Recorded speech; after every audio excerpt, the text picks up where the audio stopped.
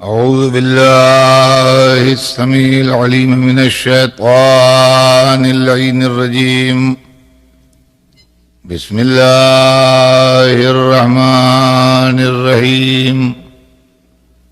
الحمد لله رب العالمين، والصلاة والسلام على سيدنا وشفيعنا بالقاسم محمد وآله الطيبين الطاهرين المعصومين، ولعنة الله على أعدائهم أجمعين من يومنا هذا إلى يوم الدين.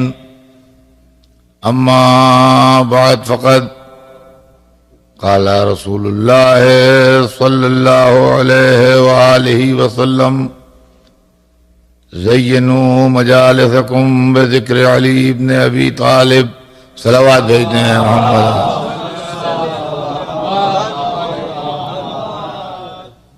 حضور سرور کائنات کا ارشاد گرامی ہے کہ اپنی مجلسوں کو زینت دو علی ابن ابی طالب کے تذکرے سے.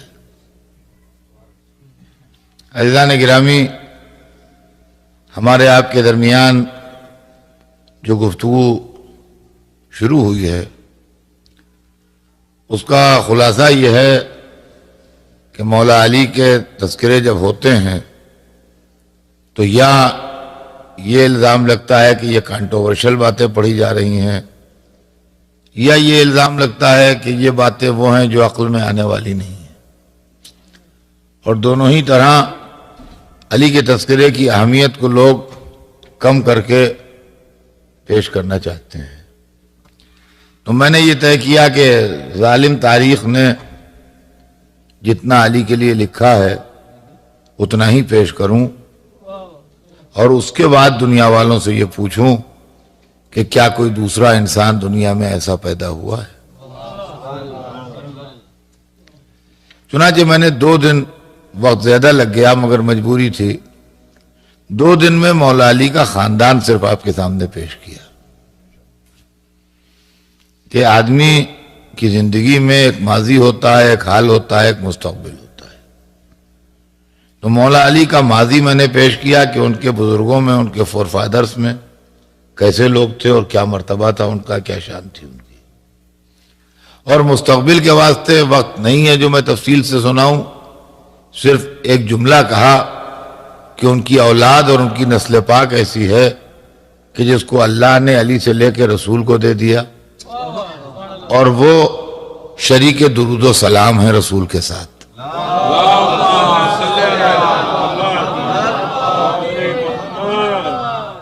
تو جو آج دنیا میں آل رسول کے نام سے مشہور ہیں اور جو مصداق سورہ کوثر کہے جاتے ہیں وہ سب آل علی ہیں. تو علی کی اولاد ایسی ہے جو قابل درود و سلام ہے، اور علی کے بزرگ ایسے ہیں کہ جن کے مذہب پر اور رسالت پر احسان ہے. اب ایک سوال رہ جاتا ہے کہ خود علی کیسے ہیں.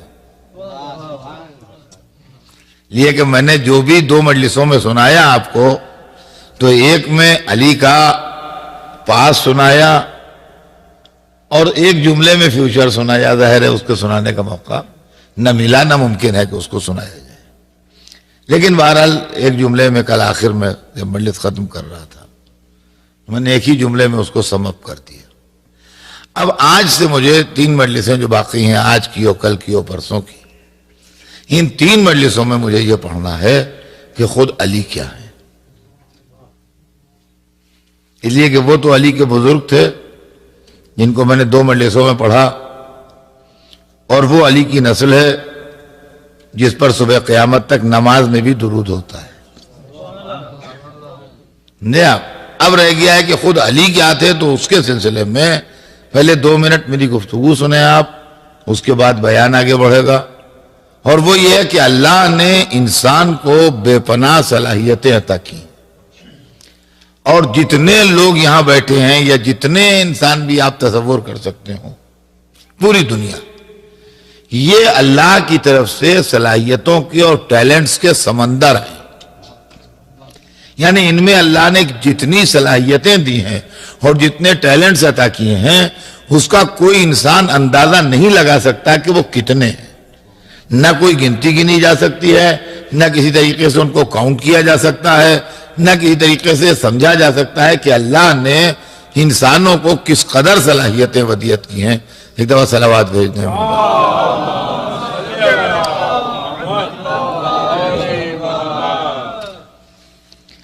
تو انسان کو اللہ نے کتنی صلاحیتیں دی ہیں، کتنے ٹیلنٹس عطا کیے ہیں، کس قدر اس کے اندر، اس کے جسم میں، اس کے ذہن میں، اس کی فکر میں، اس کے اندر کس قدر طاقت عطا کی ہے، اس کا کوئی اندازہ، کوئی حساب کتاب جو ہے وہ دنیا میں کسی کے پاس نہیں ہے. آپ جو چاہیں بن جائیں. آپ مصور بننا چاہیں، ہو سکتا ہے آپ کے اندر یہ صلاحیت موجود ہے کہ آپ کی تصویر دنیا کی بہترین تصویر شمار کر لی جائے. آپ اپنے جسم کو ڈیولپ کریں، ہو سکتا ہے آپ دنیا کے سب سے بڑے پہلوان مان لیے جائیں. آپ کسی فن میں بھی اپنے کو آگے بڑھانا چاہیں، علم کے میدان میں کسی فیلڈ میں بھی آپ جائیں، ہو سکتا ہے کہ اس سبجیکٹ کے سب سے بڑے اور سب سے امپارٹنٹ آدمی آپ مان لیے جائیں. آپ کی اپنی ریاضت و اپنی صلاحیت و اپنے ٹیلنٹ جو ہیں اس کو ڈیولپ کرتے جائیے. ہو سکتا ہے کہ آپ علم میں مختلف ڈیفرنٹ سبجیکٹ ہوتے ہیں، قانون میں ہو سکتا ہے کہ آپ دنیا کے سب سے بڑے ماہر قانون تسلیم کر لیے جائیں، ہو سکتا ہے کہ آپ دنیا کے سب سے اچھے سرجن بن جائیں، ہو سکتا ہے آپ دنیا کے سب سے بہتر مثلا فزیشین بن جائیں، ہو سکتا ہے آپ دنیا کے سب سے بہتر اقتصادیات کے ماہر مان لیے جائیں. کوئی بھی فیلڈ ہو دنیا کی یا کوئی بھی میدان ہو، آپ اپنے صلاحیتوں اور اپنے ٹیلنٹس کو ڈیولپ کر سکتے ہیں. اللہ نے آپ کے اندر، آپ کی باڈی میں، آپ کے ذہن میں، آپ کے جسم میں، آپ کے دماغ میں، آپ کی فکر میں خزانے بھر دیے ہیں، سمندر بھر دیے ہیں. اٹلانٹک اوشن بہت چھوٹا ہے آپ کی صلاحیتوں کے مقابلے میں اور آپ کے ٹیلنٹس کے مقابلے میں. یہ بات بالکل صحیح ہے. مگر اب اس کے بعد سنیے، مگر اس سب کے باوجود یہ بات ذہن میں رہے کہ جب آدمی کی ایک صلاحیت ڈیولپ ہوتی ہے تو بقیہ دوسری صلاحیتیں دبنے لگتی ہیں. جب ایک صلاحیت انسان کی ڈیولپ ہوتی ہے تو بقیہ دوسری صلاحیتیں جو ہیں وہ خود بخود دبنے لگتی ہیں، اور ایک صلاحیت کو ڈیولپ کرتا جاتا ہے، مگر یہ نہیں ممکن ہے کہ پھر دوسری صلاحیتیں بھی اس کے ساتھ ڈیولپ ہوں. ایک آدمی بہترین اسکالر ہو گیا، بہترین عالم ہو گیا، اور اس کے علم کا عالم یہ ہے کہ جو آیا اس نے اس کو جواب دیا اور اس نے اپنے علم سے سیراب کر دیا. لیکن اب اس سے یہ کہیے کہ بھائی ذرا وہاں لڑائی ہے، وہاں بھی چلیے ذرا 10-5 ہزار دشمن ہیں ان کو بھی مار کے آئیے، یہ اس اسکالر کے بس میں نہیں ہے. وہ کتابوں کا آدمی ہے، وہ علمی میدان کا آدمی ہے، وہ اکیڈمک آدمی ہے، وہ پڑھنے لکھنے کا آدمی ہے، وہ میدان جنگ کا آدمی نہیں ہے. اسے لڑائی بھڑائی کا کام نہ لیجیے. اور وہ جو میدان جنگ میں ہزاروں پر بھاری پڑ رہا ہے، اس کے سامنے آپ کوئی پیچیدہ مشکل کتاب لے آئیے، یہ اس کے بس کی بات نہیں ہے.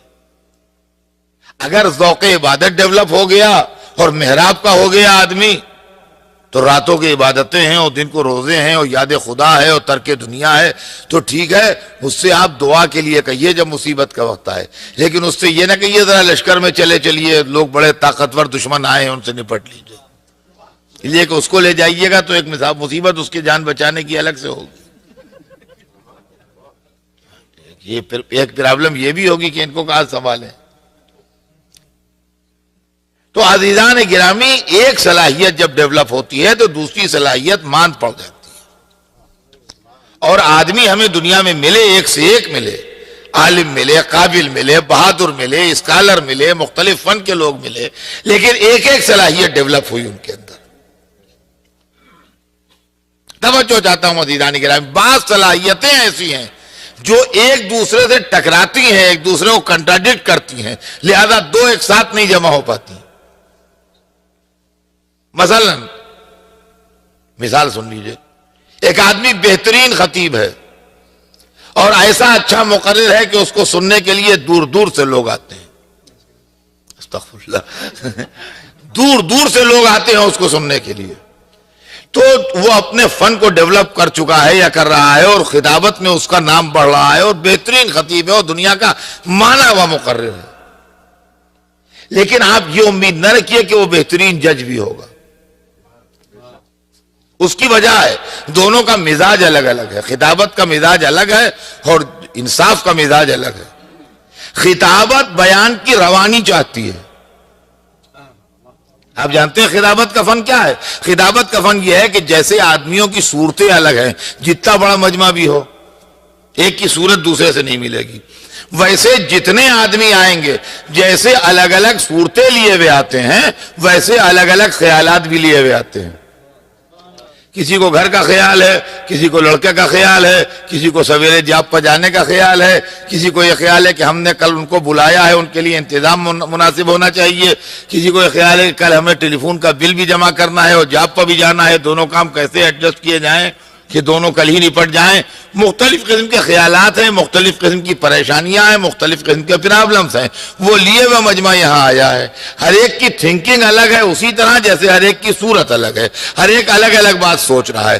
اب جب یہ مختلف خیالات کے لوگ آئے تو مقرر کا کام یہ ہے کہ اس کی تقریر کا دھارا اتنا تیز ہو کہ آپ جو سوچ رہے ہیں وہ بھول جائیں اور گھنٹہ بھر آپ اسی کے ساتھ بہتے رہیں اس کے دھارے میں. اس کے واسطے روانی تقریر ضروری ہے. ٹھہراؤ سے معاملہ خراب ہو جائے گا، پھر آپ کو اپنی بات یاد آ جائے گی، اور جہاں اپنی بات یاد آ جائے گی آپ یہاں بیٹھے بیٹھے یہاں سے غائب ہو جائیں گے. سمجھ میں آیا آپ کی؟ لہذا اس کے واسطے ضرورت اس بات کی ہے کہ تقریر کا دھارا اتنا تیز ہو کہ آدمی کو اپنی بات سوچنے کا موقع ہی نہ ملے. تو خطابت کے اندر یہ بنیادی بات ہے کہ مقرر کے زبان سے الفاظ کا دھارا اتنا تیز بہ رہا ہو کہ بقیہ آدمی اسی کے ساتھ بہتے چلے جائیں جب تک وہ بہاتا رہے اپنے ساتھ. لیکن انصاف کا تقاضا یہ ہے کہ جج ایک ایک لفظ کی قیمت سمجھ کے اس کو رکھے تاکہ انصاف کے تقاضے پورے ہوں. ایسا نہ ہو کہ روانی تحریر میں کچھ ایسا لکھ جائے جس کے دوسرے مطلب لوگ نکال لیں اور انصاف کا تقاضا پورا نہ ہو سکے اور سامنے والے کو اس کا حق نہ مل سکے. لہذا عدالت کا مزاج جو ہے وہ ٹھہراؤ چاہتا ہے، خطابت کا مزاج جو ہے وہ روانی چاہتا ہے. تو یہ ضروری نہیں ہے کہ جو اچھا جج ہو وہ اچھا مقرر بھی ہو، جو اچھا مقرر ہو وہ اچھا جج بھی ہو. جو آدمی لاکھوں کا بھاری ہے، جو آدمی اتنا زبردست ہے کہ لشکر اس سے دب رہے ہیں، ٹھیک ہے، اس نے اپنی جسمانی طاقت کو ڈیولپ کیا ہے. اب آپ اس سے یہ اس لیے نہ لائیے کہ آج 100 رکعت نماز پڑھیے اور اس کے بعد یہ دعائے کمائل ہوگی اس میں شرکت کیجیے، اور اس کے بعد یہ دعائے جوشن کبیر و صغیر بھی پڑھی جائے گی آج یہاں. تو وہ بھی یہ رات بھر مسجد کا نسخہ جو ہے یہ نہیں کر پائے گا. یہ سمجھا، یہ اس کے بس میں نہیں ہے، نہ یہ رک پائے گا. اور جو رات بھر مسجد کا آدمی ہے کہ رات بھر خوشی خوشی دعائیں پڑھتا رہے، وہ میدان کا نہیں ہے. اس کو میدان میں نہ لے جائیے. تو معلوم ہے کہ ذوق عبادت نے اس کے جسم کو گھلا دیا ہے، روزے رکھتے رکھتے کمزور ہو گیا ہے، راتوں کو جاگتے جاگتے اس کے جسم میں اب وہ سکت نہیں رہی ہے کہ میدانوں میں مقابلہ کر سکے. تو وہ زاہد ہے، وہ دعا کرنے کے کام کا ہے. یہ پہلوان ہے، یہ میدان میں لڑنے کے کام کا ہے. اگر آپ اس کو مسجد میں بند بھی کر دیجیے گا تو غصہ آئے گا تو مسجد کا دروازہ توڑ کے نکل جائے گا. میں اس کے لیے یہی بہت بڑی بات ہے کہ 5 وقت کی نماز ادا کرتا رہے. اس کے آگے پیچھے سے زیادہ امید نہ رکھیے. یہ ضروری نہیں ہے کہ وہی میدان جنگ کا کھڑا ہو اور وہی عبادت کے میدان کا بھی زبردست ہو. علی ابن ابی طالب اس لیے معجزہ انسانیت کہہ رہا ہوں میں کہ علی میں سارے ٹیلنٹس ایک وقت ڈیولپ ہو رہے ہیں. اب اس مسئلے کو غور کیجئے اور دیکھیے میں آپ سے عرض کر رہا ہوں کہ نہ میں معجزہ پڑھوں گا، نہ میں تاریخ کا کوئی کانٹروورشل مسئلہ پڑھوں گا، لیکن تاریخ نے جتنا لکھا ہے اتنا ہی پڑھوں گا. تاریخ یہ لکھتی ہے کہ علی جتنے بڑے اسکالر ہیں، جتنے بڑے عالم ہیں، اتنے ہی بہترین جج ہیں، اتنے ہی اچھے مقرر ہیں، اتنے ہی اچھے ایڈمنسٹریٹر ہیں، اتنے ہی بہترین بادشاہ ہیں، اتنے ہی بڑے میدان عبادت کے زاہد ہیں، اتنے ہی میدان جنگ کے شہسوار ہیں.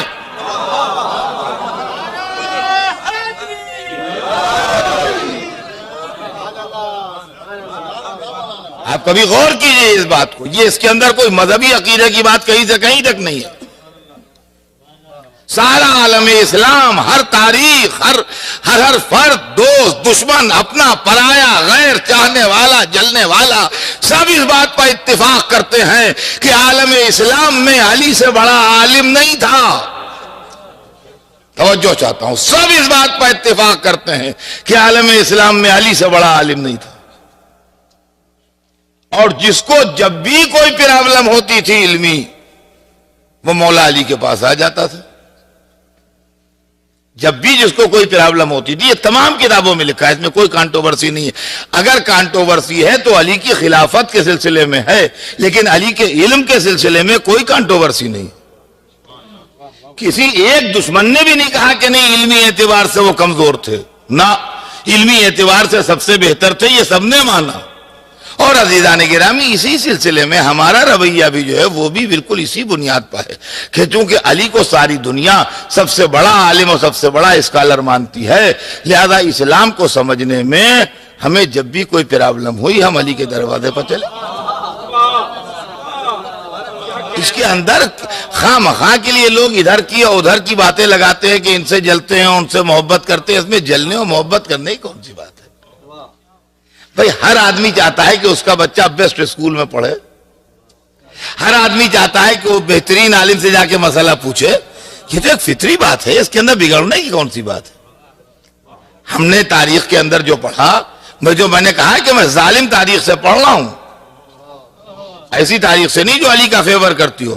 تو ہم نے یہی پڑھا کہ جب بھی کوئی پرابلم آئی، کوئی مشکل آئی، کوئی علمی گتھی آئی، حضرت سلمان کے پاس آئی، انہوں نے کہا ہاں آؤ چلو، وہ مولا علی کے دروازے پر چلے گئے، کہیں گے یا علی اس کو حل کر دیجئے، انہوں نے حل کر دیا۔ حضرت ابو ذر پاس کوئی گیا، انہوں نے کہا ہاں آؤ، وہی لے گئے، انہوں نے جا کے اس کو حل کر دیا۔ حضرت مقداد، حضرت عمار، ایسے بزرگ حضرات جو تھے ان کے پاس جب لوگ آئے تو وہیں لے گئے، وہاں لے جا کے حل کر دیا۔ ازواج رسول کے پاس گئے تو بیویوں نے لا کے اس دروازے پہنچا دیا کہ یہاں چلے جاؤ، یہ بتا دیں گے تمہیں۔ بعض نے یہ بھی کہا کہ بھئی ہمارا وہاں آنا جانا نہیں ہے، مگر بتائے دیتے ہیں دروازہ یہ ہے۔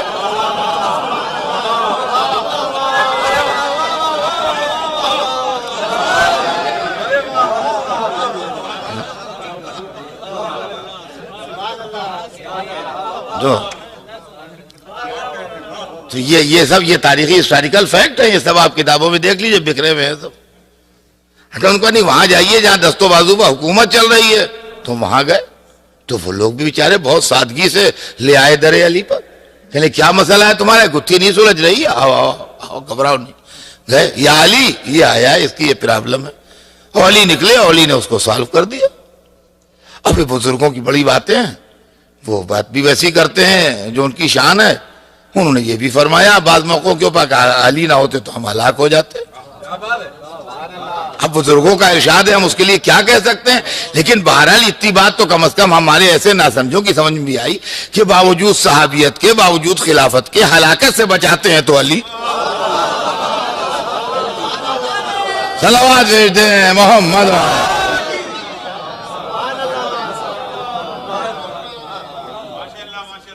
تو اب جو ہر دور کا انسان اور ہر صدی کا ہمارا جیسا انسان مولا علی کے دروازے پر جاتا ہے تو یہ کوئی حیرانی کی بات نہیں ہے، نہ یہ کوئی پارٹی بازی ہے، بلکہ بزرگان اسلام کا بتایا ہوا راستہ ہے کہ جب مشکل پڑے تو یہ دروازے پر آ جایا کرو۔ تو یہ مسئلہ ہے اور کچھ بھی نہیں، اس کے علاوہ اور کیا ہے؟ ہمیں بالکل ہم کہتے ہیں یہ مسائل جو اسلام کے ہیں جس کو لوگوں نے کانٹروورشل کہہ دیا، کانٹروورشل کچھ نہیں ہے۔ آپ اس کو زندگی سے سمجھ لیجئے، بات سمجھ میں آ جائے گی۔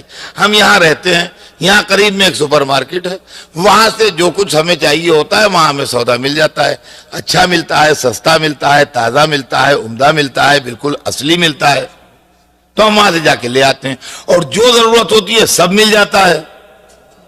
اب جناب 4-6 آدمی ہماری جان کو لگ گئے، آپ اس دکان پر کیوں نہیں جاتے، آپ اس دکان پر کیوں نہیں جاتے، آپ فلاں کی یہاں سے کیوں نہیں لیتے؟ اب یہاں ہمیں سب مل جاتا ہے اس لیے ہم یہاں سے لے لیتے ہیں، اس میں جھگڑے کی کون سی بات ہے؟ آپ سوچئے تو آپ اس کو زندگی میں لا کے دیکھیے، وہ بالکل سمپل مسئلہ ہے جس کو لوگوں نے نہ جانے کیا کیا بنا دیا۔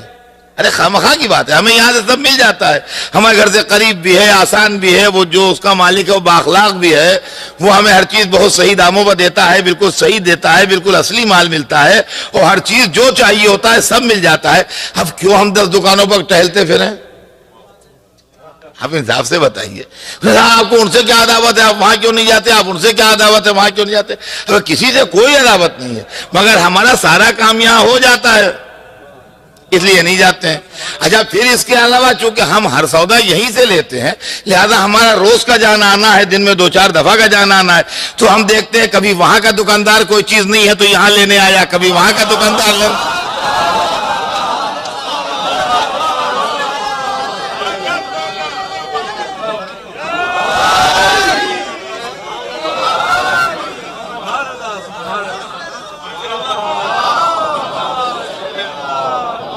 یہ منظر بھی ہم دیکھا کرتے ہیں روز کہ ان کا ہمارے کیا گاہک آیا ہے، یہ سودا نہیں ہے آپ کے یہاں سے دے دیجئے، ہم جا کے اس کو دے دیں، ان کا ہمارے کیا یہ چیز نہیں ہے ذات اپنے یہاں دے دیجئے، وہ دے دیتے ہیں، وہ جا کے اپنے گاہک کو دے دیتا ہے۔ اب چونکہ ہمارے تعلقات ہو گئے اس دکاندار سے جو مالک ہے، تو ہم نے پوچھا کہ ہم برابر یہی دیکھتے ہیں کہ آپ کے یہاں دوسرے دکاندار آن کے سودا لے جاتے ہیں، ہم نے آپ کو نہیں دیکھا کبھی کہیں مال لینے کے لیے جاتے ہوئے۔ ان کا نہیں، ہم چھوٹی چھوٹی دکانوں سے نہیں لیتے، ہمیں کہیں ڈائریکٹ کمپنی سے آتا ہے جہاں سے میں نے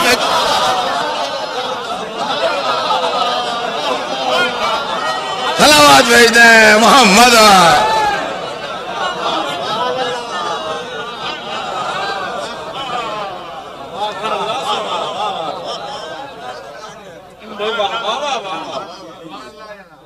تو جہاں تک علی کی علمی حیثیت کا سوال ہے، علی کی علمی حیثیت میں کوئی کانٹروورسی عالم اسلام میں نہیں ہے، اور کوئی ایک آدمی اپنا پرایا، دوست، دشمن، چاہنے والا، جلنے والا، کوئی بھی یہ نہیں کہتا کہ علی 1% بھی یا 0.1% بھی کسی علم میں کمزور تھے۔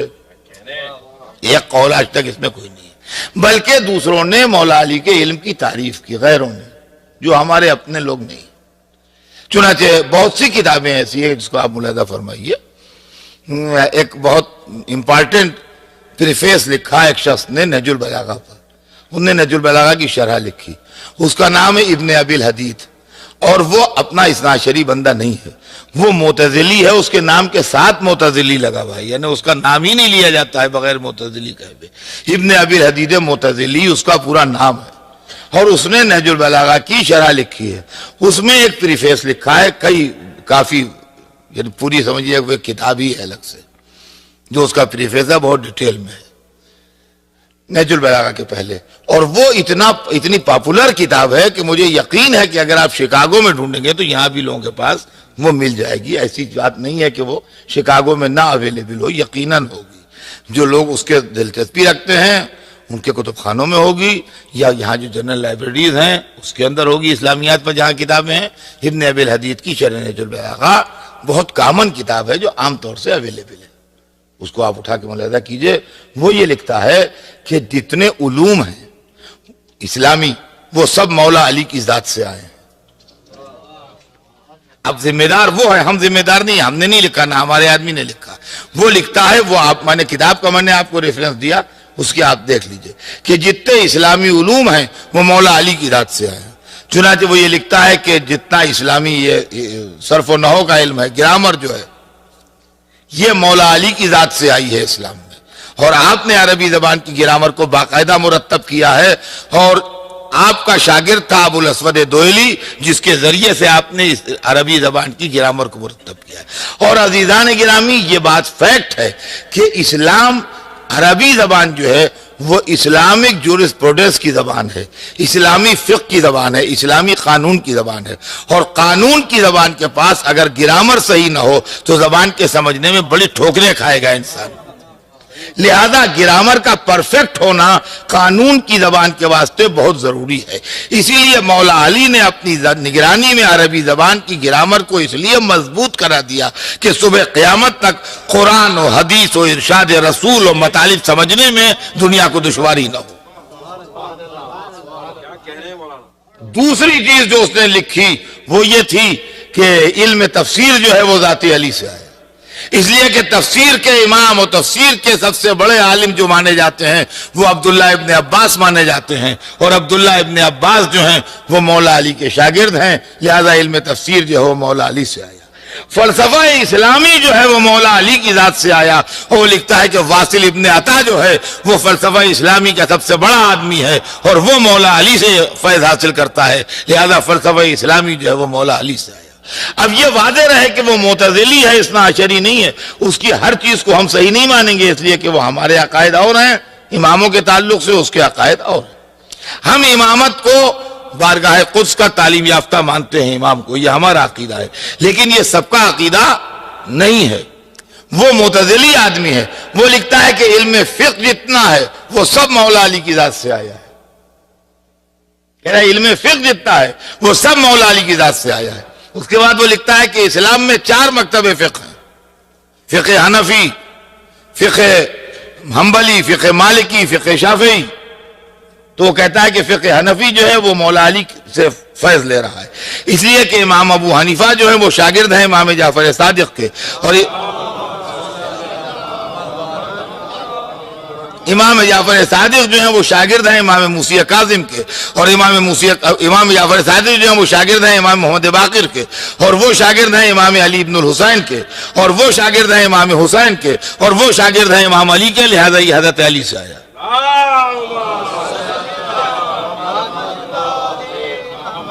اب یہ شاگردی کی فلسفی اس کی اپنی ہے، ہماری نہیں ہے، یہ واضح رہے، لیکن بارہ اس نے لکھا۔ پھر لکھا کہ امام مالک جو ہیں وہ شاگرد ہیں امام ابو حنیفہ کے، اس لیے ان کا علم بھی مل گیا اسی لائن سے۔ پھر امام شافعی جو ہیں وہ شاگرد ہیں امام مالک کے، لہذا ان کا علم بھی مل گیا وہیں سے۔ پھر امام احمد ابن حنبل جو ہیں وہ شاگرد ہیں شافعی کے، لہذا ان کا علم بھی مل گیا اسی لائن سے۔ اور اس کے بعد اس نے لکھا ہے اسی کتاب میں، آپ دیکھ لیجئے کہ امام احمد ابن حنبل کی ایک لائن اور بھی ہے، اس لیے کہ امام احمد ابن حنبل اکرمہ کے شاگرد ہیں، اور اکرمہ ربیعہ رائی کے شاگرد ہیں، اور ربیعہ رائی ابن عباس کے شاگرد ہیں، لہذا ان کی لائن مل گئی مولا علی سے۔ تو ایک طرف اس نے یہ لکھا کہ اسلامی علم فقہ بھی ہے مولا علی کی ذات سے آیا ہے، اس طریقے سے اس نے ایک تفصیلی مقالہ لکھا ہے مولا علی کے علم کے اوپر۔ ایک کرسچین رائٹر جارج جرداغ، جس کی اردو میں بھی ترجمہ ہو چکا ہے، انہیں پوری کتاب ندائے عدالت انسانی کے نام سے، عدالت الانسانیہ کے نام سے مولا علی کی حیات کے اوپر لکھی، اور ان کے علمی کارناموں کے اوپر لکھی۔ تو اپنوں نے، پرایوں نے، دوستوں نے، دشمنوں نے، غیروں نے، ہر ایک نے مولا علی کے علم کی تعریف کی کہ علی علم کے اعتبار سے بے مثال شخصیت تھے۔ اب یہ تو سب نے مانا، اور اس میں کوئی نہ کانٹروورسی ہے نہ اختلاف ہے کہ علم علی کا جواب نہیں تھا۔ اب ایک میری پرابلم ہے، وہ حل کر دیجئے۔ اب میری پرابلم سن لیجئے کہ پرابلم کیا ہے میری۔ پرابلم میری میاں یہ ہے کہ میں اس مرتبہ جو تقریریں کر رہا ہوں اس کے اندر پہلے ہی اعلان کرتا ہوں کہ معجزے وغیرہ میں پڑھوں گا نہیں، ایک ہیومن بینگ کی حیثیت سے پیش کروں گا۔ سارا عالم اسلام ایک زبان ہو کے کہہ رہا ہے کہ علی سے بڑا عالم نہیں۔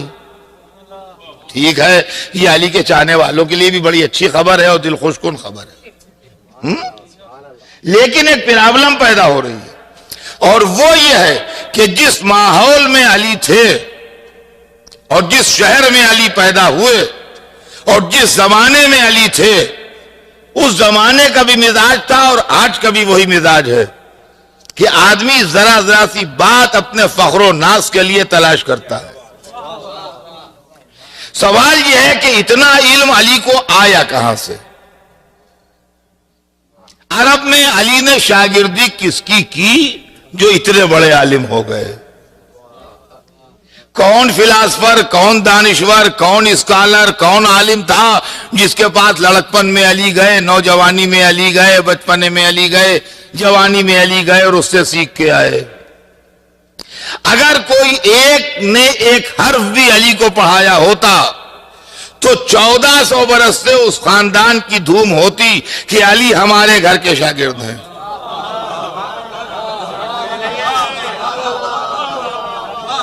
ہمارے بزرگ فلاں تھے جن کے پاس علی پڑھنے آتے تھے، ہمارا خاندان وہ ہے جس کے پڑھائے ہوئے علی جیسے ہوتے ہیں۔ اچھا فخر کی بات تھی یا نہیں؟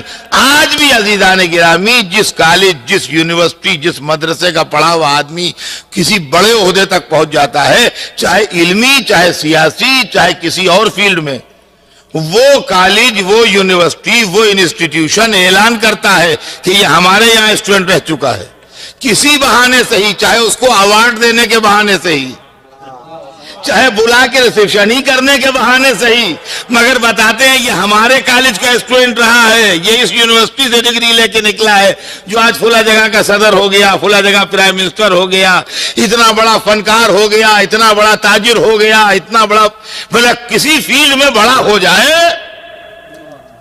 کسی فیلڈ میں بڑا ہو جائے تو وہ کالج، وہ یونیورسٹی، وہ انسٹیٹیوشن ظاہر کرتا ہے کہ یہ اسٹوڈنٹ ہمارے یہاں کا ہے، ہمارے یہاں ایسے ایسے لوگ نکلتے ہیں۔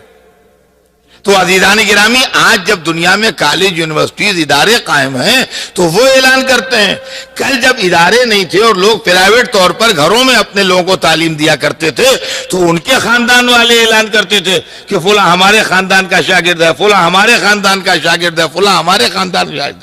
پورا عرب چپ ہے اور کوئی نہیں بولتا کہ اس نے کس سے پڑھا۔ اچھا تو عربوں میں تو کسی نے دعویٰ کیا نہیں کہ علی ہمارے شاگرد۔ اچھا علم بغیر پڑھے آتا نہیں صاحب، اس لیے کہ اگر ہم یہ کہیں کہ مکتب قدس میں پڑھے تو معجزے کی بات ہو جائے گی، اکثر لوگوں کی چھوٹی چھوٹی عقلوں میں آئے گا نہیں۔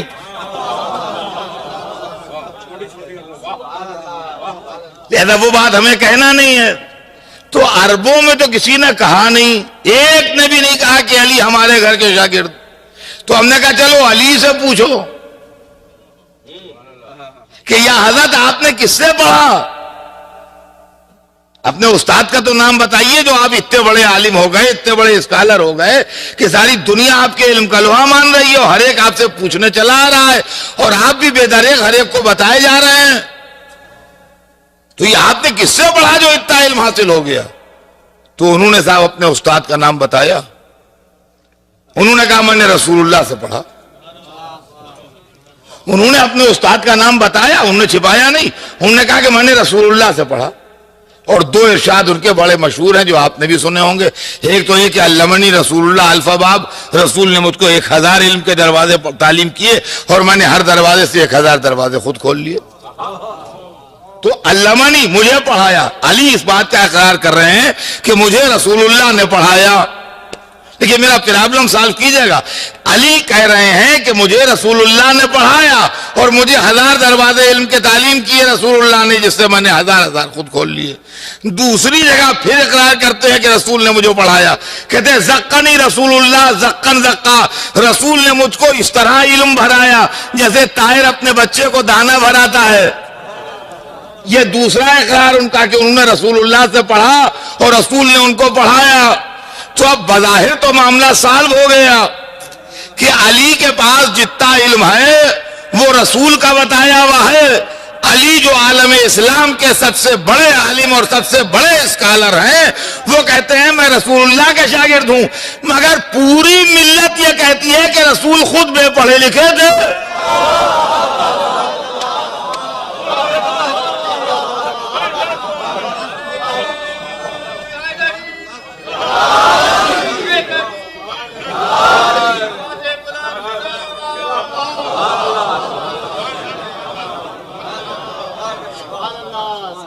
اب یہ میری پرابلم سالو کر دیجئے کہ بے پڑھا لکھا آدمی کسی کو پڑھائے گا کیا، اور اتنا پڑھا دے کہ علی جیسا بنا دے۔ یہ مسئلہ میرے بھائی اس کو حل کر دیجئے، یہ میری سمجھ میں نہیں آ رہا ہے، اس لیے کہ معجزے میں جانا نہیں چاہتا میں، اور کانٹروورشل بات بھی نہیں کرنا چاہتا۔ رسول اللہ کے لیے سب امت یہ کہتی ہے کہ وہ تو امی تھے بیچارے، پڑھے لکھے نہیں۔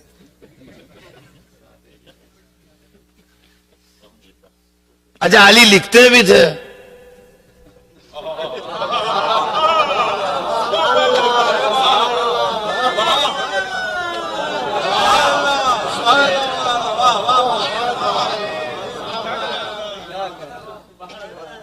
چنانچہ رسول اللہ کے بہت سے فرامین علی کے ہاتھ کے لکھے میں ہیں۔ مشہور روایت ہے، ہر ایک جانتا ہے کہ صلح حدیبیہ میں جو تحریر ہوا تھا صلح نامہ وہ مولا علی کے ہاتھ کا لکھا ہوا تھا. تو علی کا لکھنا ثابت ہے. پھر اس کے بعد کے واقعات الگ ہے کہ کیلیگرافی کے سلسلے میں جو مولا علی کے ارشادات ہیں، جو آپ نے لکھنے والوں کو، کاتبوں کو انسٹرکشنز دیے ہیں، وہ ایک الگ فیلڈ ہے علی کی علمی معاملوں کی. وہ اگر چھیڑ دوں گا تو مہینوں گزر جائیں بیان تمام نہ ہو. لہذا اس کو تو کہیں دور دور ٹچ نہیں کرنا ہے ان معاملات کو. لیکن بہرحال یہ بات ہر ایک کے لیے ثابت ہے بالکل تاریخ اسلام سے، اور اس میں کوئی ایک بھی اختلاف کرنے والا نہیں ہے کہ علی لکھتے بھی تھے. رسول اللہ کے لیے لوگ کہتے ہیں نہ لکھنا جانتے تھے بیچارے، نہ پڑھنا جانتے تھے. تو ان کو لکھنا کس نے سکھایا؟ ارے کوئی ایک خاندان اتنا نہیں کہہ دیتا کہ لکھنا ہم نے سکھایا ہے.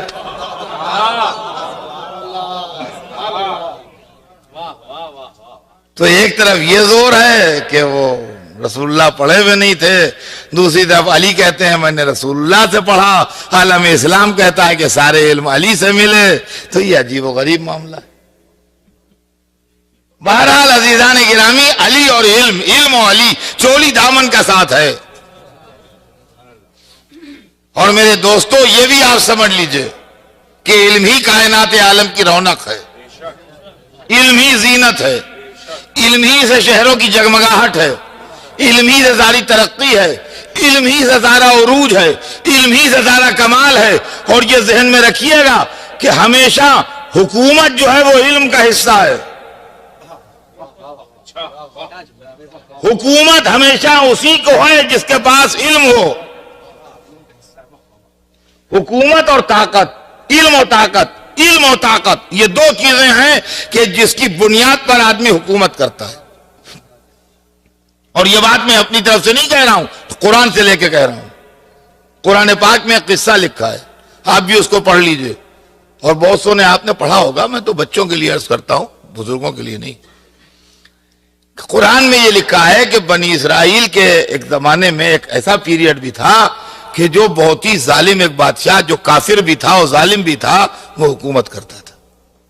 تو بنی اسرائیل نے اپنے دور کے نبی سے کہا، جو زمانے میں پیغمبر تھے، کہ آپ اللہ سے دعا کیجئے کہ وہ ہمارے لیے کسی کو بادشاہ مقرر کرے تاکہ ہم اس بادشاہ کے سہارے اس ظالم و جابر کافر بادشاہ سے لڑیں اور اس کو شکست دیں اور اس کو فنا کریں. نبی نے دعا کی، دعا قبول ہوئی، اس لیے کہ ایک معقول مطالبہ تھا بندوں کا. اللہ نے دعا قبول فرمائی اور ارشاد فرمایا کہ ایک صاحب تھے اس زمانے میں جن کا نام طالوت تھا. قرآن پاک میں ان کا نام لکھا ہے، طالوت ان کا نام تھا. فرمایا اللہ نے کہ ہم نے تمہاری دعا قبول کر لی اور ہم نے طالوت کو تمہارا بادشاہ بنا دیا.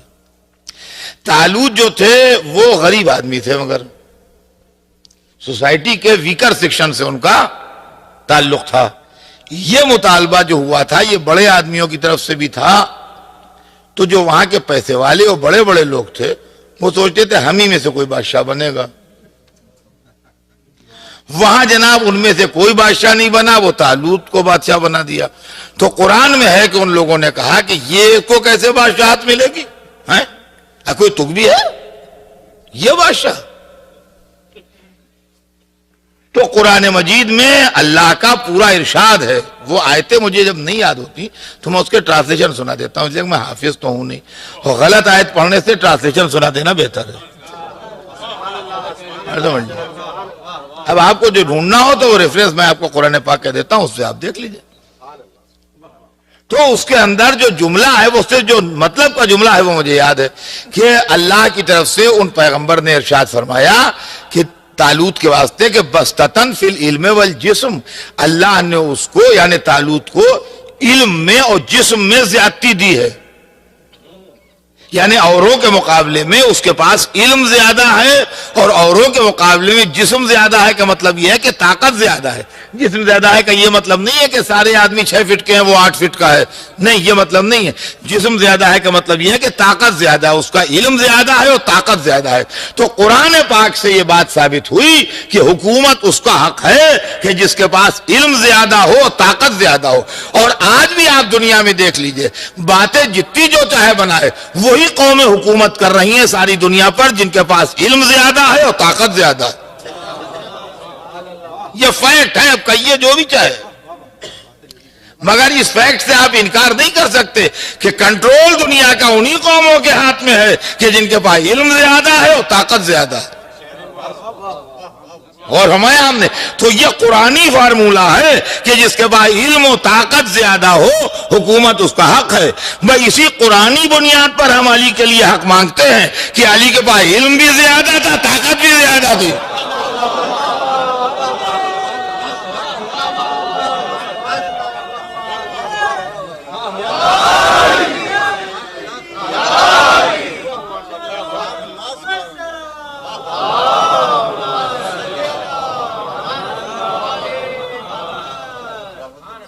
پھر جناب وہ طالوت صاحب جو تھے وہ لڑے، بادشاہ ہوئے وہ، اور اللہ کے حکم سے ان کو بادشاہت مل گئی، اور وہ لڑے۔ اس بادشاہ کا نام جو کافر تھا اور برا تھا اس کا نام جالوت تھا، تو اس سے انہوں نے مقابلہ کیا، اور حضرت داؤد پیغمبر جو تھے وہ طالوت کے لشکر میں ایک فوجی کی حیثیت سے شریک ہوئے، اور جناب داؤد نے جالوت کو قتل کیا۔ اور پھر طالوت کے بعد حضرت داؤد کو حکومت ملی، اور حضرت داؤد کے بعد حضرت سلیمان کو حکومت ملی۔ تو یہ کنگ سالومن کا جو قصہ ہے یہ حضرت سلیمان ہے، اور یہ جو تھے یہ حضرت داؤد کے بیٹے تھے، اور حضرت داؤد کو حکومت طالوت سے ملی تھی۔ یہ قصہ ہے پورا۔ تو میرے کہنے کا مقصد یہ ہے کہ علم حکومت کرتا ہے، علم ڈومینیٹ کرتا ہے، علم سپریم پاور ہے، علم راستوں میں لوگوں کی رہنمائی کرتا ہے، علم اندھیرے سمندروں میں جہازوں کو راستہ بتاتا ہے، علم انسانوں کو فضا میں لے کے اڑتا ہے، علم اسپتالوں میں بیماروں کا علاج کرتا ہے، علم انسان کے مشکلات اور پرابلمز کو سالو کرتا ہے، علم شہروں کو جگمگاتا ہے، علم انسانوں کے واسطے آسانیاں فراہم کرتا ہے، علم انسان کے واسطے ہر پرابلم کو سالو کرنے والی طاقت کا نام علم ہے، انسان کے واسطے آسانیاں فراہم کرنے والی طاقت کا نام علم ہے، انسان کو ہر مشکل کو حل کر دینے والی طاقت کا نام علم ہے۔ کہاں تک آپ کی خدمت میں عرض کرتا چلوں، مختصر یہ ہے کہ علم وہ ہے کہ اگر چپ رہے تو قرآن کہلاتا ہے، بولے تو اہل بیت بن جاتا ہے۔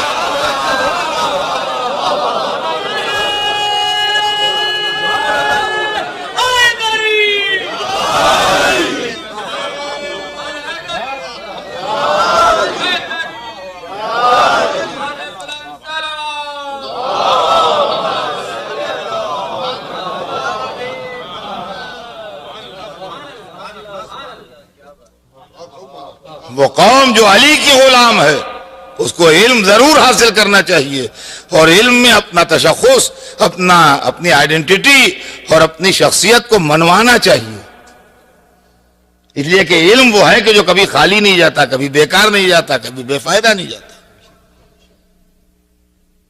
اور ہمایوں نے اور آج جو عالم اسلام پر پھٹکار ہے وہ بھی اسی لیے ہے کہ جس نے علی جیسے عالم کو چھوڑ دیا، اب اگر جہالت اس کو جکڑے ہوئے ہے تو حیرانی کس بات کی ہے۔ اور ہمایوں نے اور عزیزان گرامی یہیں سے دوسرے مسئلے بھی حل ہوتے ہیں۔ اکثر و بیشتر لوگ کہتے ہیں یعنی اب اپنے یہاں بھی ایک رجحان جو ڈیولپ ہوا غلط، ایسے سوال کیے جاتے ہیں کہ جن سے چاہنے والوں کے تن بدن میں آگ لگ جائے تو کانٹروورسی ڈیولپ ہو۔ میں نے اپنی آنکھوں سے دیکھا، سوال و جواب بھی دیکھا، جو ایک مولانا سے کسی نے پوچھا کہ کیا علی کو مشکل کشا کہنا جائز ہے؟ کہاں پر شریعت یاد آتی ہے، خدا کی قسم، نہ جائز کھانے پینے میں یاد آیا، نہ جائز بزنس میں یاد آیا۔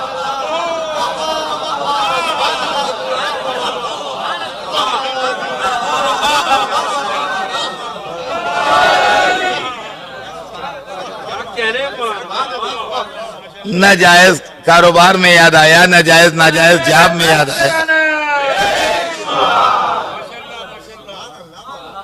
جہاں کسی نے مولا علی کو مشکل کشا کہا ان کو جائز ناجائز یاد آ گئی، جہاں علم تعزیہ ہوا ان کو جائز ناجائز یاد آ گیا۔ ارے بڑے اللہ والے،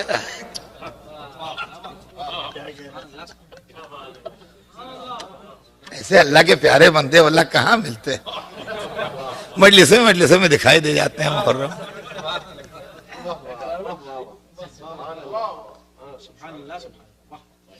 اوریجنل تو نہیں، فوٹو اسٹیٹ رکھا ہے میرے پاس۔ ایک عالم سے کسی نے سوال کیا کہ علی کو مشکل کشا کہنا جائز ہے؟ سوال کرنے والے بھی اپنے تھے، جواب دینے والے بھی اپنے تھے، یہ واضح رہے۔ انہوں نے جواب جو تحریر فرمایا اپنے علم کی روشنی میں، وہ یہ تھا کہ رسول کے زمانے میں علی نے بعض فوجی مشکلات کو حل کیا ہے اور خلفاء کے زمانے میں بعض علمی مشکلات کو حل کیا ہے۔ اگر ان معنوں میں کہا جا رہا ہے تو خیر، ورنہ ناجائز ہے، ورنہ ناجائز ہے۔ ہمیں بہت برا لگا، دل کو تکلیف ہوئی۔ ہم نہیں، ہمارے باپ دادا بھی مشکل کشا کہتے چلے آ رہے ہیں۔ مولا مشکل کشا، مولا مشکل کشا ایک پرانا لفظ ہے، ہم لوگوں کی جتنے یہاں بیٹھے ہیں ان سب کے باپ دادا کی پیدائش سے بھی پہلے کا لفظ ہے شاید، سمجھے آپ؟ اب یہ مسئلہ پیدا ہوا۔ اچھا، علماء بھی گزرے ہیں، خطباء بھی گزرے ہیں، سب نے سنا بھی ہے، کوئی بات ہوتی تو شروع ہی منع کر دیتے کہ یہ لفظ نہ کہا کرو۔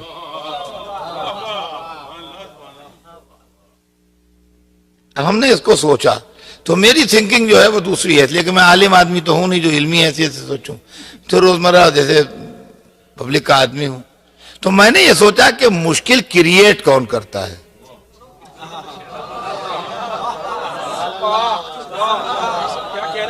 مشکل پیدا کیوں ہوتی ہے؟ مشکل پیدا کرتی ہے جہالت۔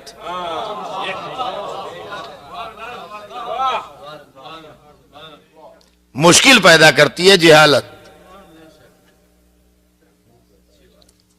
اور مشکل کشائی کرتا ہے علم۔ ہم لکھنؤ میں رہتے ہیں، ہم لکھنؤ میں تھے، ہمارے پاس ایک خط آیا جو جاپانی زبان میں تھا۔ ہمارے آس پاس میں کوئی جاپانی زبان نہیں جانتا تھا۔ یونیورسٹی گئے، وہاں معلومہ ماڈرن لینگویجز کا جو ڈپارٹمنٹ ہے اس میں ایک صاحب جاپانی جانتے ہیں۔ کہاں ہیں ان کا؟ وہ تو چھٹی پہ گئے، 2 دن بعد آئیں گے۔ 2 دن تک انتظار کیا، پھر گئے، معلوم وہاں ڈاکٹر صاحب آئے ہیں، وہ کلاس لے رہے ہیں۔ بیٹھے رہے، جب وہ کلاس لے کے آئے تو ان سے کہا سر یہ ہے پرابلم، یہ خط ہے۔ ان کا لائیے، 3-4 لائنوں کا خط تھا، لمبا خط نہیں تھا۔ انہوں نے خط کھولا اور 1 منٹ کے اندر جو اس میں لکھا تھا ہمیں سمجھا دیا۔ ہم کئی دنوں سے چکر کاٹ رہے ہیں، جا رہے ہیں، آ رہے ہیں، ٹائم خرچ کر رہے ہیں، کئی گھنٹے ہمارے اس میں لگے، ذہنی ٹینشن لگا، لیکن جب ان کے پاس پہنچا تو 1 منٹ کے اندر سارا مسئلہ سالو ہو گیا۔ کس نے خط بھیجا ہے، کیا لکھا ہے، کیا مطلب ہے۔ تو معلوم ہوا کہ کیا چیز پرابلم کریٹ کیے ہوئے تھی؟ ہمارا جاپانی زبان نہ جاننا۔ حل کس چیز نے کیا؟ ان کے جاپانی زبان جاننے نے۔ تو مشکل پیدا کی جہالت نے، مشکل کشائی کی علم نے۔ اب آئیے، روڈ پر چلے جا رہے ہیں ہندوستان میں، ہم گاڑی لیے ہوئے، ہندوستان کا ماحول، وہاں کی سڑکیں، وہاں کے جنگل، بیچ جنگل میں رات کو گاڑی خراب ہو گئی، بال بچے سب ساتھ ہیں، ایک دم سے پرابلم آ گئی، مشکل آ گئی، جان مال عزت آبرو سب خطرے میں آ گیا، بیچ جنگل میں گاڑی رک گئی۔ ہم گاڑی ڈرائیو کرنا جانتے ہیں، اس کے میکینک نہیں ہے، گاڑی نئی تھی، ٹھیک تھی، کہا چلی جائے گی، وہ بیچ میں رک گئی۔ اب سمجھ میں نہیں آتا کیوں رک گئی، اس کے میکینزم سے ہم واقف نہیں ہیں۔ ادھر سے دوسرا آدمی گاڑی لیے ہوئے آ رہا تھا، وہ نیک دل تھا، اس نے گاڑی روکی، اس نے کہا حضرت اس جنگل میں آپ یہاں کھڑے کیا کر رہے ہیں اتنی رات کو؟ میں نے کہا بھائی بڑی مشکل میں پھنس گئے ہیں، یہ گاڑی فیل ہو گئی ہے، اسٹارٹ ہی نہیں ہو رہی ہے۔ وہ میکینک بھی تھا، وہ آدمی گاڑی کا جانتا تھا معاملہ، انہوں نے بونٹ کھولا، دیکھا کچھ ہاتھ اندر لے گیا، وہ اس نے 1 سیکنڈ 2 5 منٹ 10 سیکنڈ میں کچھ کیا، کچھ اندر جو ہماری سمجھ میں نہیں آیا کیا کیا، وہ کچھ کیا اس نے، اور اس کے بعد گاڑی اسٹارٹ ہو گئی۔ کہنے لگے اب آپ جائیے، جہاں رکیے نہیں، یہ جگہ اچھی نہیں ہے، جلدی جائیے آپ، اب آپ کی گاڑی رکے گی نہیں، جہاں آپ کو جانا ہے چلے جائیے۔ میں نے کہا صاحب یہ کیا معجزہ دکھایا آپ نے، بتاتے تو جائیے، میں یہاں 15 منٹ سے کھڑا سوکھ رہا ہوں، پریشان ہو رہا ہوں۔ ان کا نہیں، وہ ایک پائپ تھا وہ لوز ہو گیا تھا، میں نے ٹائٹ کر دیا، اب آپ جائیے جائیے بس جائیے۔ وہ اپنی گاڑی پہ لے کے تن سے نکل گیا، ہم بھی چلے گئے۔ مشکل کس نے پیدا کی؟ ہمارے نہ جاننے نے۔ مشکل کس چیز نے حل کی؟ اس کے جاننے نے۔ معلومہ مشکل پیدا کرتی ہے جہالت، مشکل کشائی کرتا ہے علم۔ جس کے پاس پوری کائنات کا علم ہو، اگر مشکل کشا نہ ہوگا تو کیا ہوگا؟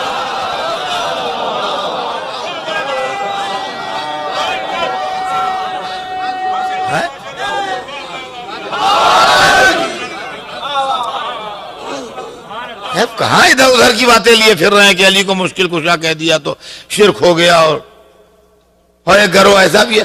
ارے ان کا ارے یہ شیعہ ارے بڑے موذی ہیں، یہ اپنے اماموں کے علم غیب کے قائل ہیں.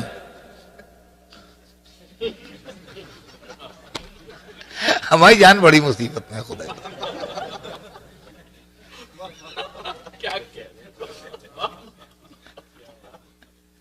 ایک لڑکا ایسے اسکول میں داخل ہو گیا جہاں سب ایسے پڑھتے تھے لڑکے کہ جن کے باپوں نے ہمیشہ انگوٹھا لگا کے تنخواہ لی.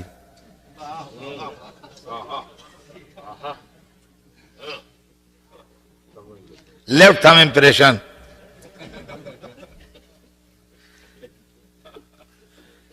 ہمیشہ تنخواہ وصولی تو کبھی دستخط کے شرمندہ نہ ہوئے.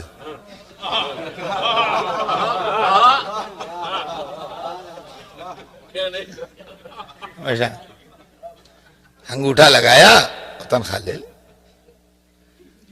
ان میں ایک لڑکا ایسا بھی آ گیا اتفاق سے اس اسکول میں جس کے باپ بہت بڑے قابل تھے، اسکالر تھے. اس کے منہ سے کہیں نکل گیا کہ ہمارے ابا بہت قابل ہیں، کئی کتابیں لکھی ہیں، بہت سے ان کے شاگرد ہیں. سارے لڑکے اس کی جان کے دشمن ہو گئے. کہ اتنا نالائق ہے، یہ بدماش دیکھتے ہو؟ کہتا ہے اس کے باپ پڑھے لکھے ہیں.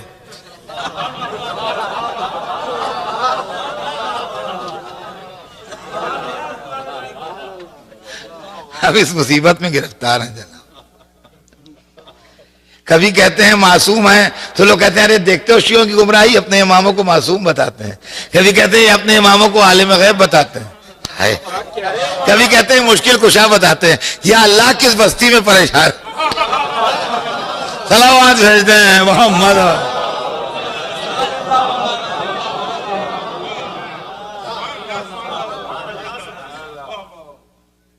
اور اس کے اندر بھیا اپنے زبائیاں دینے والے بھی، اب ان کو کیا کہیں. علم غیب کو بھی سن لیجئے دو جملوں میں کہ علم غیب کیا ہے، وہ بھی دو جملوں میں عرض کر دوں. علم غیب ہم کو آپ کو بھی ہے، سمجھے آپ. اماموں کی بات چھوڑیے، رسولوں کی بات چھوڑیے، اللہ کے خاص بندوں کی بات چھوڑیے، علم غیب ہم کو آپ کو بھی ہوتا ہے. علم غیب علم کے ڈیولپڈ فارم کا نام ہے. سمجھیے بات کو. علم غیب علم کے ڈیولپڈ فارم کا نام ہے. غیب کسے کہتے ہیں پہلے یہ سمجھیے. اندھیری رات میں آپ کھڑے ہیں، آگے کچھ نہیں دکھائی دے رہا، یہ غیب ہے. دیہات کی جنگل کی ایسی اندھیری رات ہے کہ یوں ہاتھ کرتے ہیں تو ہاتھ نہیں دکھائی دے رہا ہے، اتنا اندھیرا ہے. تو آگے کیا ہے؟ کنواں ہے، کھائی ہے، سیدھا راستہ ہے. کیا ہے آگے؟ نہیں دکھائی دے رہا ہے. 1 فٹ آگے کیا ہے، 2 فٹ آگے کیا ہے، کچھ نہیں دکھائی دے رہا، گوپا دے رہا. یہ غیب ہے. جو نہیں دکھائی دے رہا ہے نہیں معلوم ہو غیب ہے. اب ایک کے پاس وہ پنسل ٹارچ تھی، ہم نے جلائی تو اس کا رینج جو ہے وہ 3-4 فٹ ہے. تو 3-4 فٹ میں جو کچھ تھا وہ دکھائی دینے لگا.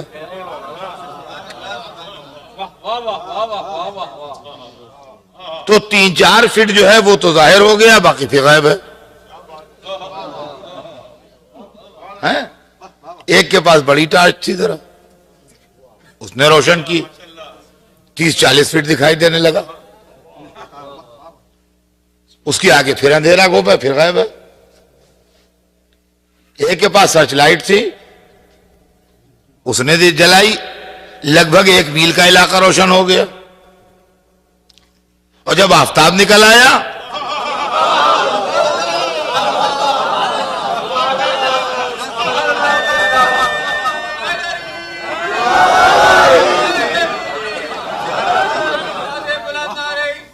تو جہاں تک نظر کام کرتی ہے، جہاں تک نظر کام کرتی ہے وہاں تک دکھائی دینے لگا. یہی علم غیب ہے. آپ اس کو مذہب میں اور قرآن میں کیوں لے جا رہے ہیں خامخواہ پریشان ہونے کے لیے؟ آپ زندگی سے آن کے سمجھیے. اتنے مجمع میں جو لوگ بیٹھے ہیں، آپ میں سے میں آپ کو بتاؤں کس سے، اور آپ کو ہو سکتا ہے کہ اس میں کچھ لوگوں کو تجربہ ہو. ایک پیشنٹ کو لے گئے ایک ڈاکٹر کے پاس. نے دیکھا والا چیک کیا, اس کو رپورٹ دیکھی, سب کیا. اس کے بعد جو آدمی لے گیا تھا اس کو الگ بلایا, دیکھو یہ بچے نہیں, یہ سروائیو نہیں کر پائیں گے, ہارڈلی 3 مہینے بس. بہت ڈیولپ ہو چکا ہے مرض, یہ اچھا نہیں ہوگا. ہارڈلی 3 مہینے, جولائی تک یہ ایکسپائر ہو جائیں گے. وہ اپریل سن 4 میں جولائی سن 4 کی فورکاسٹ کر رہا ہے. ڈاکٹر سینئر تھا, تجربہ کار تھا, اپنے فن میں اپنے علم میں ماہر تھا, اور وہی ہوا کہ جولائی کے 2nd ویک میں بیچارے وہ گزر گئے. ایسے کیسز ہیں زندگی میں. ایک جائیداد تھی, اس کے لیے ہمارا ایک پارٹی سے جھگڑا تھا, وہ کمپرومائز کرنے کے لیے آ گئی. تو ایک سینئر وکیل تھے, ان کے پاس ہم گئے, جا کے انہوں نے کہا اس کو دیکھیے. تو ہمارے دوست تھے, انہوں نے کہا کہ دیکھو ایسا ہے کہ تمہارا کیس کمزور ہے, یہ پارٹی اس وقت ڈر رہی ہے, تم کمپرومائز کر لو اور جتنے پیسے مل رہے ہیں لے لو, اس سے تم مقدمے بازی سے بھی بچو گے, پیسے بھی بچیں گے, اور اس وقت جو تمہیں مل جائے وہ لے لو. اور کیس لڑو گے تو ہار جاؤ گے, اس میں جان نہیں ہے. لوگوں نے اونچا کر دیا, میں یوں ہر ایک سے کہتے یہ ملے ہوئے ہیں اس سے.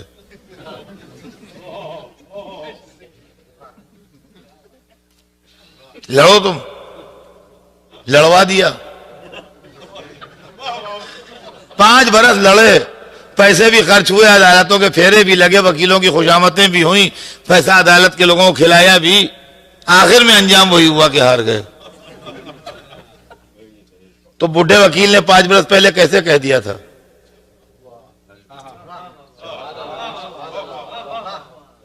اس کے علم نے, جو اس کو قانونی مہارت تھی, اس کی بنیاد پر اس نے بتا دیا تھا. ہماری پوری زندگی تعلیمی محکمے میں گزری, ہم بتا دیتے ہیں کہ لڑکا امتحان میں ڈراپ کرا دیجیے اس سال ورنہ فیل ہو جائے گا. برابر ہے یہ بات. امتحان ہوگا 3 مہینے بعد, رزلٹ آئے گا اس کے 2 مہینے بعد. تو آج تھوڑی فیل ہوگا, 6 مہینے بعد فیل ہوگا. مگر ہمیں تجربہ ہے زندگی بھر کا. ہم نے کہا یہ لڑکا فیل ہو جائے گا, اس کو اس سال ڈراپ کرا دیجیے, اس سال اچھی طرح پڑھوائیے, اگلے سال اچھے ڈویژن سے پاس ہوگا. نہیں مانا ابا نے, بٹھا دیا, فیل ہو گئے. سمجھے آپ, فیل ہو گئے. زندگی بھر کا دبا کے 2nd اٹیمپٹ میں کیا تو رہ گیا, زندگی بھر ریکارڈ میں رہ گیا فیل ہونا. تو یہ کیسے بتا دیتے ہیں؟ تجربے کی بنیاد پر بتاتے ہیں نا. تو یہ علم غیب ہم کو آپ کو ہوتا ہے. تو جس کو اللہ نے پوری کتاب کا علم دیا ہو,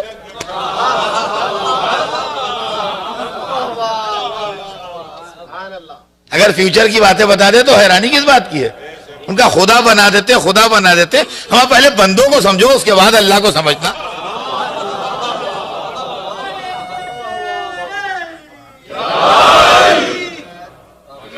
لوگ کہتے ہیں صاحب یہ شیعہ لوگ اپنے اماموں کے لیے علم غیب کے قائل, نہ اماموں کے لیے علم غیب کے قائل ہے. ہوتا ہے, اللہ نے ان کو اتنا علم دیا ہے.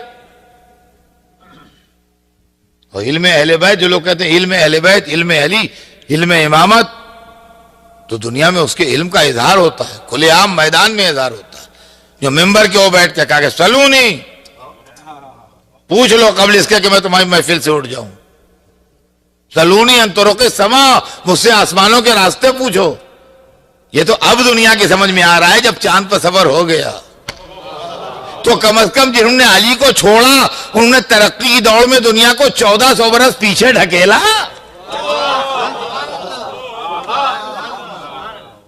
کیا کہنے جی.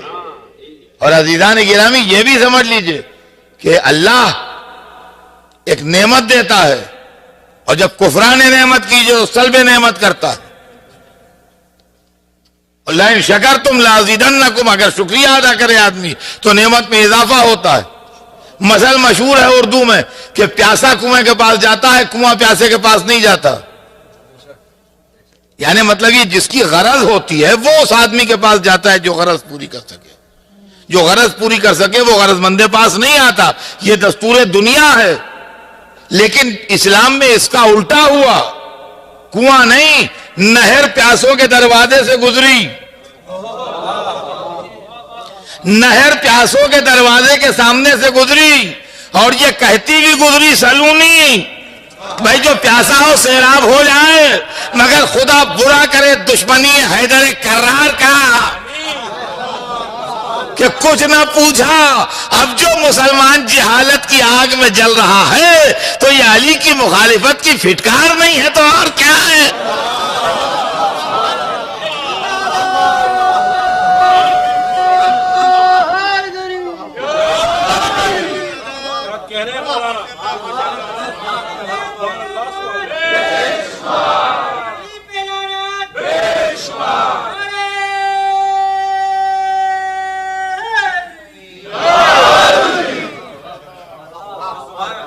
سمجھ لیجئے معاملے کو کہ کیا بہت دور زندگی رہی تو کل بات آگے بڑھے گی. ہاں تو صرف علم کہ انسان علم میں کہاں تک جا سکتا ہے. تو علی کی شخصیت بے مثال. کل اس کے آگے عرض کروں گا. آج تو صرف اتنا عرض کرنا ہے کہ علم غیب تک بات آ گئی تو اس کا میں ایک ایسا ثبوت سنا دوں آپ کو کہ جو آپ سب کا ہزاروں دفعہ کا سنا ہوا ہے، مگر شاید اس اینگل سے نہ سنا ہو. آپ نے سنا ہوا آپ کا ہے، اس اینگل سے شاید نہ سنا ہو. بس وہ اینگل ہے اور کچھ نہیں. عاشور کا دن ہے. حسین کے سامنے عمر سعد کھڑا ہے اور باتیں ہو رہی ہیں. عمر سعد وہ ہے کہ جس کو ایران کی گورنری کا پروانہ مل چکا ہے، کاغذ جس پر آرڈر ہے کہ ایران کی جا کے گورنری کا چارج لے لے، وہ عمر سعد کی جیب میں ہے. اور حسین لاکھوں کے لشکر کے بیچ میں کہہ رہے ہیں کہ عمر سعد تجھے ملک رے کا گیہوں کھانا نصیب نہیں ہوگا. یہ علم غیب نہیں ہے تو کیا ہے؟ امامت کے علم غیب کا منظر دیکھیے. فرماتے عمر سعد تجھے ملک رے کا گیہوں کھانا نصیب نہیں ہوگا. اور اس کے بعد وہ لعین اہل بیت کے گھرانے میں چونکہ جو کی روٹیاں کھانے کا چلن تھا اور یہ لذیذ غذائیں نہیں نوش کرتے تھے، لہذا اس نے طنز کیا. اس جملے میں بڑا طنز چھپا ہے کہ میں جو پر اکتفا کر لوں گا. یہ اس نے مذاق اڑایا آل رسول کے گھر کا. لیکن حسین نے بڑے علم و تحمل سے اس کو جواب دیا کہ تجھے جو بھی نہیں ملے گا. اور اس کے بعد تاریخ نے دیکھا کہ کون شخص تھا جس کو یقین نہیں ہو کہ یہ جا کے گورنر ہو جائے گا. لیکن اس کو نہ ایران جانا نصیب ہوا، نہ گورنری کا چارج لینا نصیب ہوا. حسین کس یقین کے سہارے کہہ رہے تھے اگر علم غیب نہیں تھا؟ آپ انصاف سے بتائیے. یہی میں نے کہا کہ یہ جملہ تو آپ کا ہزاروں دفعہ کا سنا ہوگا لیکن اس اینگل سے شاید نہ سنا ہو. آپ نے کس یقین کے سہارے فرما رہے تھے کہ عمر سعد تجھے ملک رے کا گیہوں کھانا نصیب نہ ہوگا، تجھے رے کا گیہوں نصیب نہ ہوگا. اور اس سے پوچھا ہے کہ یہ بتا کہ مجھ سے لڑ کیوں رہا ہے، یہ بتا کہ میرا قصور کیا ہے. تو روایت بتاتی ہے کہ وہ لعین اپنے گھوڑے کی رکابوں پر زور دے کے اونچا ہوا اور پکار کے چلا کے کہا اس نے، جو سارے لشکر نے سنا، کہ یا حسین بغضاً لابیک، اے حسین تمہارے باپ کی دشمنی میں تم سے لڑ رہے ہیں. بس تاریخ بتاتی ہے کہ یہی جملہ حسین کے لیے گویا اللہ کی طرف سے اذن جہاد تھا. سب تو حسین سے اذن جہاد لے کے گئے اس لیے کہ امام وقت تھے. اب حسین اللہ سے اذن جہاد لے رہے ہیں. دشمن کہہ رہا ہے بغضاً لابیک، تمہارے باپ کی دشمنی میں تم سے لڑ رہے ہیں. تو حدیث رسول نے کہا وَبُغْضُكَ كُفْرٌ وَنِفَاقٌ، یا علی تمہاری عداوت یا کفر ہے یا نفاق ہے. اب یہ لشکر جو سامنے کھڑا ہے دشمنی حیدر کرار کی بنیاد پر یا کافروں کا لشکر ہے یا منافقوں کا لشکر ہے؟ اور جیسے ہی یہ ثابت ہوا کہ یہ لشکر یا کافروں کا یا منافقوں کا، قرآن نے حسین کو اجازت میدان دی، یا ایھا النبی جاہد الکفار والمنافقین واغلظ علیہم، اے نبی جہاد کرو کفار و منافقین سے اور شدت برتو۔ اب اللہ کی طرف سے اذن جہاد مل گیا تھا، اور جب اللہ کی طرف سے اذن جہاد ملا تو تلوار چمکی، اور خدا کی قسم ایسی تلوار چمکی کہ عقل بشر حیران رہ گئی کہ کیا 3 دن کا بھوکا پیاسا جو صبح سے شام تک لاشیں اٹھا چکا ہو، جس کا جوان بیٹا مارا گیا ہو، جس کا برابر کا بھائی مارا گیا ہو، جو اپنے بھتیجے کی لاشوں کے ٹکڑے لایا ہو، جو اپنے بھانجوں کی میتیں لے کے آیا ہو، جو اپنے بھائیوں کے لاشیں لے کے آیا ہو، جو اپنے عزیزوں اور اپنے دوستوں کی میتوں پر بیٹھ کے رویا ہو، کیا اس شان سے بھی لڑ سکتا ہے؟ حسین عجیب و غریب شان سے جہاد کر رہے تھے۔ تاریخ بتاتی ہے کہ سبز خز کی قبا پہنے ہوئے تھے، خز ایک کپڑا ہوتا ہے، سبز خز کی قبا پہنے ہوئے تھے، اور کوہنیوں تک آستینیں الٹی ہوئی تھیں، اور آستینوں سے خون ٹپک رہا تھا، اور تلوار چلا رہے تھے، اور چہرے اقدس 14ویں رات کے چاند کی طرح دمک رہا تھا۔ تلوار چلاتے جاتے تھے، کہتے جاتے تم نے میرے عباس کو بھی مار ڈالا، تم نے میرے علی اکبر کو بھی مار ڈالا، تم نے میرے قاسم کو بھی مار ڈالا، تم نے میرے علی اصغر کو بھی نہ چھوڑا، ایک قوم جفاکار کہاں بھاگی جا رہی ہے؟ اور ایک دفعہ تلوار چلاتے چلاتے نہ جانے کیا ہوا کہ آسمان کو پلٹ کے دیکھا، اور جیسے ہی آسمان کو دیکھا ویسے ہی زبان پر جملہ آیا لا حول ولا قوت الا باللہ، اور لا حول ولا قوت الا باللہ فرما کے تلوار کو نیام میں رکھ لیا۔ دشمن سمجھ گیا کہ لڑتے لڑتے اچانک رک گئے ہیں، اب یہ تلوار نہ چلائیں گے۔ بھاگا ہوا دشمن قریب آنے لگا، کوئی تیر مار رہا تھا، کوئی پتھر مار رہا تھا، کوئی نیزے مار رہا تھا، کوئی تلوار مار رہا تھا۔ چاہنے والی بہن در خیمہ پر تھی،